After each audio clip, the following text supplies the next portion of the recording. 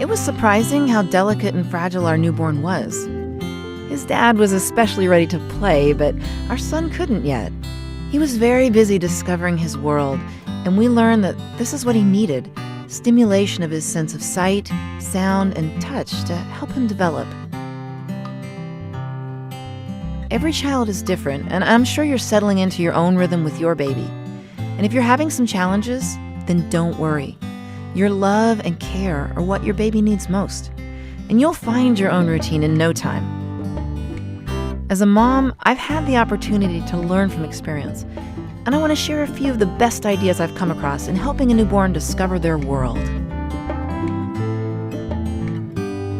I was surprised to learn that my baby could only see about 10 to 12 inches in front of his face, so we made sure to get in really close. We used toys with very simple patterns and high contrasting colors to help his eyes learn how to focus. He liked when we would move it very slowly and gently in front of him. At about 4 weeks, his eyes started to focus, so we started blowing bubbles for him to watch. And within a couple weeks of that, he was following them around with his eyes. And by 3 months, he was even beginning to reach out for them. As he got a little older, we started to play peekaboo and other anticipation games like, "Here I come, I'm coming to get you." And he would giggle uncontrollably. And we would do the same thing over and over again. He loved the repetition and never seemed to get tired of the anticipation. While all children are different, you'll no doubt find they enjoy being close to you. Nothing beats physical touch in terms of feeling close, especially skin on skin. This kind of touch is critical to baby's healthy development. The baby's skin is ultra-sensitive, so I used only a gentle touch. I would imagine that their skin started 4 or 5 inches from where it really did. As part of our bath and bedtime routine, we would gently massage our son's arms and legs. It really helped him to wind down at the end of the day. I was always searching for different textures for him to hold and play with. I would just make sure the object was clean, large enough not to be swallowed, and not sharp. Some favorite textures were scarves, sponges, velvet, fur, lace, toweling, a plastic ball, and even cardboard. Babies might not be able to see very far when they're first born, but their hearing is very good right from the start. Within a couple of months, my son started to respond to the sound of my voice. Throughout the day, I would sing lullabies, nursery rhymes, or even made-up songs. Babies prefer high-pitched voices, and it helps them with language development. So don't be afraid of baby talk in your singing or storytelling.